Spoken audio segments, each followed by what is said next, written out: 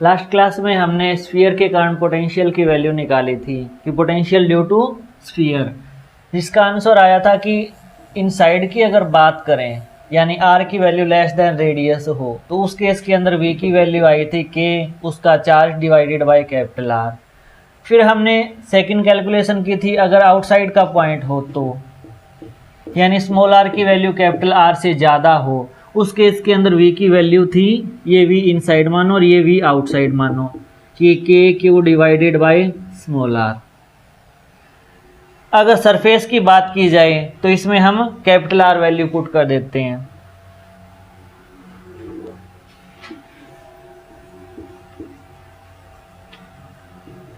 On surface V surface के ऊपर कितना आएगा, के q divided by capital R आएगा। ये तीन फॉर्मूले हमने लास्ट क्लास में ड्राइव किए थे।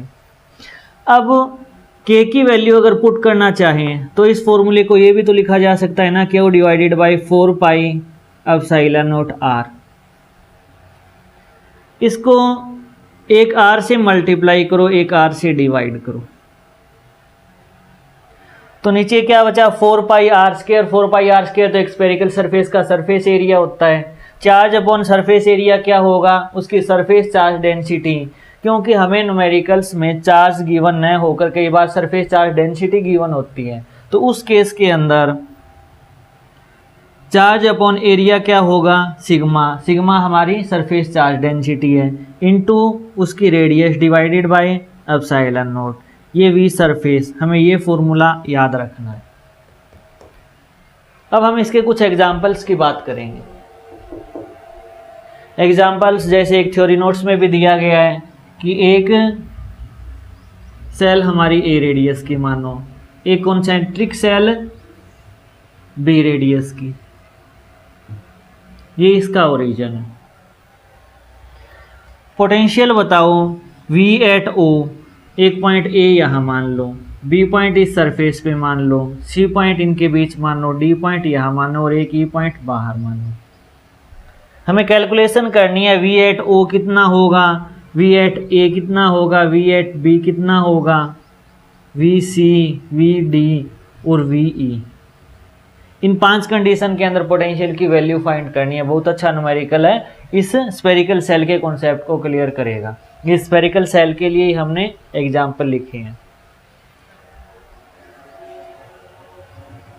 तो सबसे पहले अगर O पॉइंट की बात करूं, इसके ऊपर चार्ज स्मॉल क्यू और कैपिटल क्यू मानो। चार्ज डेंसिटी का न्यूमेरिकल बाद में कर लेंगे, एक बार ये देख लेते हैं कि पहली सेल के अंदर स्मॉल क्यू चार्ज था और दूसरी सेल पे कैपिटल क्यू चार्ज था। तो इन चार्जेस के कारण इन 5.6 पॉइंट्स के ऊपर पोटेंशियल की वैल्यू कैलकुलेट करनी है। तो सबसे पहले पहली सेल को देखो, अगर मैं पोटेंशियल एट O कैलकुलेट करूँगा तो हमने ये देख रखा है कि किसी भी अगर स्फेरिकल सेल के अगर अंदर की बात की जाए तो वही पोटेंशियल होगा जो उसकी सरफेस पे होता है। तो छोटी सेल के सरफेस पे कितना पोटेंशियल है, छोटी सेल के सरफेस पे है हमारा के क्यू डिवाइडेड बाय उसकी रेडियस। रेडियस हमारी यहाँ पर A है तो A पुट कर दी। जब बड़ी सेल की बात आएगी तो k q divided bye B put कर दिया हमने। सेम टू सेम बात आएगी A पॉइंट की, तो A पॉइंट भी तो इसके अंदर ही है ना। इस सरफेस के जो सेंटर पे होगा वही A पॉइंट पे होगा और वही इस सरफेस तक जाएगा पोटेंशियल की वैल्यू, यानी VA और VO तो हमारा सेम ही होगा, तो दोबारा लिखने की ज़रूरत नहीं है, हमारा यही आंसर आ जाएगा। अब बात करते हैं थर्ड पॉइंट की कि V एट B कितना होगा। सरफेस पे पोटेंशियल की वैल्यू कितनी होती है, k q divided bye R होती है ना। इसको हमने बाद में फॉर्मुलेट किया है नया, तो k q divided bye R, इसकी रेडियस A प्लस के क्यू इसके तो अंदर ही है ना B पॉइंट, यानी बड़ी वाली सेल के लिए O, A, B, C और D पांचों पॉइंट्स के ऊपर पोटेंशियल सेम रहेगा, क्योंकि पांचों के पांचों पॉइंट इसकी सरफेस और सरफेस के अंदर आते हैं। तो के क्यू अपॉन B ही उसका आंसर आएगा, के capital Q upon B। Fourth हमारा V एट C कितना होगा। अब C तो बाहर आ गया ना, C की डिस्टेंस मान लो O से C, तो इसके बाहर वाली बात आ गई, अगर बाहर आउटसाइड की बात आएगी किसी भी सेल के, तो डिवाइडेड बाय उसकी डिस्टेंस होगी ना, जो सेंटर से उसकी r डिस्टेंस ली है हमने। तो छोटी वाली सेल के कारण C पॉइंट के ऊपर पोटेंशियल कितना आएगा, KQ डिवाइडेड बाय O से C इसकी डिस्टेंस आ जाएगी। बड़ी वाली सेल के तो अंदर ही है C पॉइंट, तो KQ डिवाइडेड बाय B आ जाएगा। बात अगर फिफ्थ पॉइंट D की करूं, तो D पॉइंट पे तो बाहर वाली साइड है ना छोटी के लिए, तो इसकी वैल्यू आ जाएगी KQ डिवाइडेड बाय O से D की distance plus KQ divided by B आ जाएगा। सिक्स्थ पॉइंट है हमारा V एट E। अब ये जो E पॉइंट है वह छोटी सेल के भी बाहर है और बड़ी सेल के भी बाहर है, और हम हमेशा मानते आए हैं जितने भी ये फॉर्मूले ड्राइव किए हैं कि सेंट्रल पॉइंट फॉर्म लेते हैं हम। जब भी एक स्फीयर के बाहर चले जाएंगे तो हमारे लिए उसका टोटल चार्ज उसके सेंटर पे केंद्रित हो जाएगा। यानी अगर मैं ई पॉइंट से छोटे वाली सेल को देखूं तो छोटे वाले सेल का टोटल चार्ज मैं ओ पे एज्यूम करके ही पोटेंशियल निकाल लूँगा, जो कि किसके बराबर होगा, के क्यू डिवाइडेड बाय ओ से ई वाली डिस्टेंस, जो कि हम पहले भी करते आए हैं कि इस सेल के लिए सेंटर से डिस्टेंस। सेम टू सेम जो बड़ी सेल है इसका भी तो सेंटर सेम ही है ना, तो जो छोटी सेल का सेंटर ओ से डिस्टेंस नापी थी ई की, वही तो बड़ी सेल के लिए होगा कि ओ से डिस्टेंस नापेंगे ई पॉइंट्स की। तो इसकी भी वैल्यू के कैपिटल क्यू डिवाइडेड बाय ओ ई हो जाएगी। तो इस टाइप से हमें पोटेंशियल की वैल्यू कैलकुलेट करनी होती है। पोटेंशियल सिंपली के इंटू चार्ज इंटू उसकी डिस्टेंस, अगर अंदर है तो कंप्लीट रेडियस ही ली जाएगी, अगर सरफेस से बाहर निकल जाती है बात तो उसकी टोटल डिस्टेंस कैलकुलेट करना स्टार्ट कर देते हैं हम। तो इस टाइप से हमारी सारी की सारी कैलकुलेशंस चलेगी। इसमें हमसे कई बार ये भी पूछ लिया जाएगा, जैसे ये डी है और बाहर वाला एक ई पॉइंट था ना, आप ये बताओ कि इस सरफेस पे बी पॉइंट था, इस सरफेस पे डी पॉइंट था, तो v c minus v d कितना होगा। दोनों सरफेस का पोटेंशियल डिफरेंस बताओ। पोटेंशियल डिफरेंस मतलब इस पॉइंट का पोटेंशियल माइनस इस पॉइंट का पोटेंशियल, वो डिफरेंस कैलकुलेट कर लेंगे। तो हमने बी के ऊपर इतना निकाला, बी का पोटेंशियल कितना था, सॉरी बी पॉइंट है ना, ये बी पॉइंट की बात करेंगे। बी पॉइंट का पोटेंशियल कितना है, k q divided by a plus k capital q divided by b. इसमें से घटा देंगे डी पॉइंट वाला पोटेंशियल, डी पॉइंट हमारा ये है के क्यू डिवाइडेड बाय ओ से डी की डिस्टेंस, मान ये बी है ना, ओ से डी की डिस्टेंस तो बी आ जाएगी, और प्लस का k capital q divided by b आ जाएगा। अब k capital q divided by b, k capital q divided by b negative है ना, तो कट जाएगा, तो आंसर हमारा कितना आएगा, के q divided bye 1/a minus 1/b आएगा।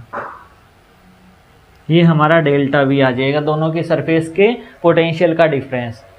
अब इस डिफरेंस में एक खास बात है, इस डिफरेंस में खास बात ये है कि सरफेस तो हमने दोनों ही एज्यूम की है, यानी ये सारे के सारे पॉइंट हटा दो अगर कन्फ्यूजन क्रिएट कर रहे हैं तो।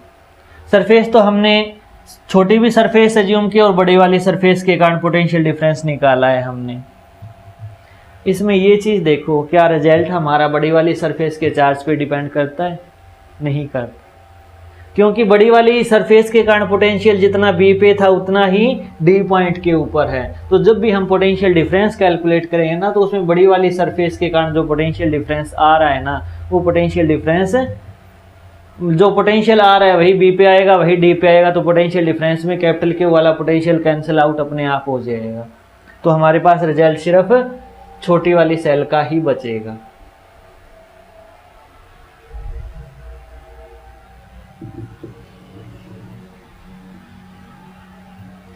अगर यही बात सिग्मा की फॉर्म होती तो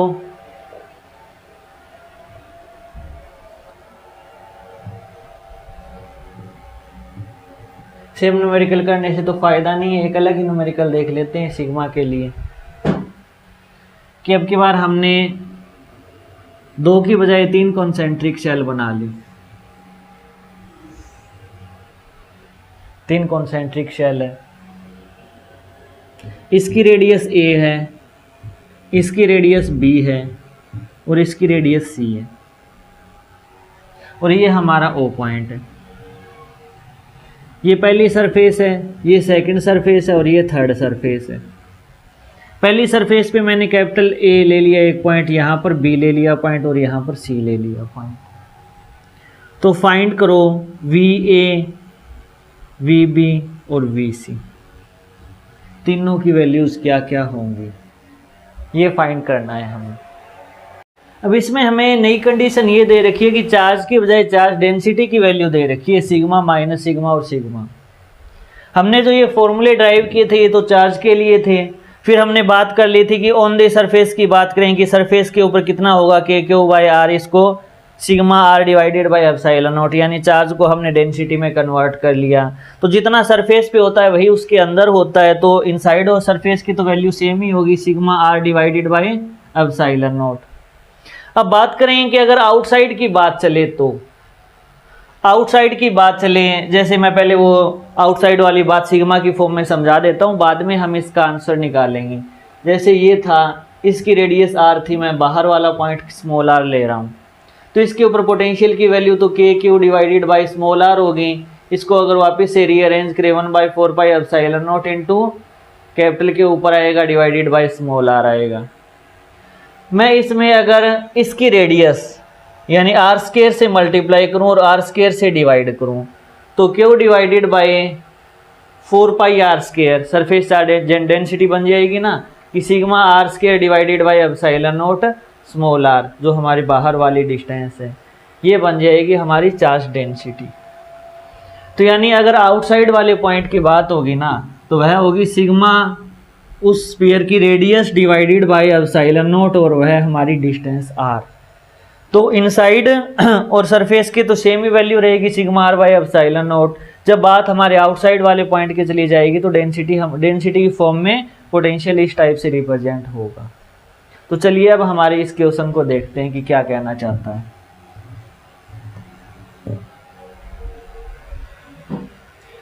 सबसे पहले ए पॉइंट की बात करेंगे, वी ए कितना होगा, इसकी सरफेस के ऊपर है और इन दोनों बाहर वाली दोनों स्फीयर के अंदर वाला पॉइंट है। तो इनसाइड और सरफेस पे तो सेम ही फॉर्मूला होता है जो कि sigma r by epsilon naught होता है। तो फर्स्ट सरफेस के लिए आर कितना हुआ, बी के बराबर, तो ए के बराबर sigma A by epsilon not. Second surface की सरफेस चार्ज डेंसिटी नेगेटिव है, तो ये रिजल्ट हमारा नेगेटिव आएगा कि नेगेटिव, और इसकी रेडियस कितनी है, स्मॉल बी है डिवाइडेड बाई एप्सिलॉन नॉट।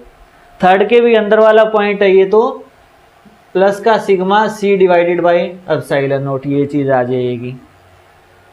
अब सेकंड कैलकुलेशन देखो, बी पॉइंट के ऊपर पोटेंशियल क्या होगा। तो ए के तो आउटसाइड वाला पॉइंट हो गया ना, यानी इस फर्स्ट स्फेरिकल सेल के कारण अगर बी पॉइंट पे पोटेंशियल देखूं तो हमारे स्मॉल आर की वैल्यू, यानी इसके लिए तो एक टाइप से यही हुआ ना कि ये एक इसकी रेडियस ए है और हम बाहर वाले पॉइंट बी वाले पॉइंट के ऊपर यहाँ पर वी बी की वैल्यू कैलकुलेट करना चाहते हैं। तो आउटर वाले पॉइंट के लिए पोटेंशियल की वैल्यू कितनी आएगी, sigma r square divided by epsilon not r. तो सिग्मा आर स्क्वायर इसकी रेडियस हमारी a square divided by epsilon not r, हमारी डिस्टेंस कितनी है, बी है।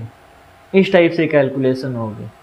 इसमें तो हम डायरेक्ट फॉर्मूला इजीली पुट कर रहे हैं, लेकिन इस सेल के लिए ये पॉइंट बाहर आ गया तो आउटर वाली कंडीशन लगेगी। इस पॉइंट के लिए यानी सेकंड सरफेस के लिए तो सरफेस वाला पॉइंट है, तो हमारा माइनस का sigma b by epsilon naught होगा, और थर्ड सरफेस के अंदर वाला पॉइंट है तो उसके लिए sigma c by epsilon naught होगा। तो ये बी पॉइंट के लिए पोटेंशियल की वैल्यू होगी। थर्ड हमारा सी पॉइंट के लिए पोटेंशियल।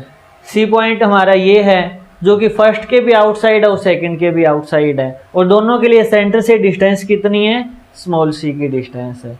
तो फर्स्ट की बात करूँगा तो सिग्मा और फर्स्ट की रेडियस का square A square divided by epsilon naught, और डिस्टेंस कितनी है, ये सी के बराबर है, तो सी आ गई।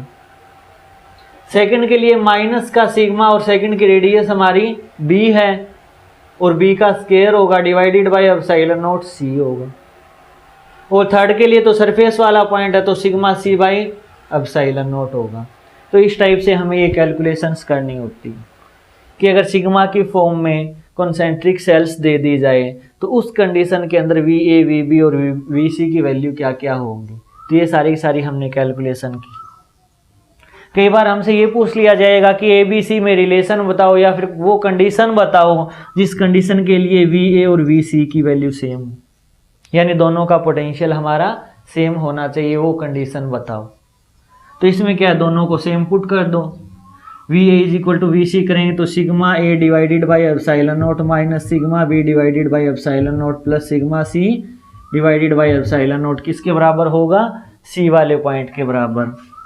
Sigma A square by epsilon nought C minus का sigma B square by epsilon nought C plus का sigma C by epsilon nought. इससे तो ये कैंसिल हो ही जाएगा। सिग्मा बाई एप्सिलॉन नॉट तो कॉमन लेकर हम कैंसिल कर सकते हैं, तो बचेगा क्या, A माइनस B किसके बराबर बचेगा, A square by C minus का B स्क्वायर बाई C। इसमें अगर C कॉमन लें, एलसीएम लें सॉरी, तो A square minus B square का मतलब क्या होता है, A प्लस बी और इंटू A माइनस बी।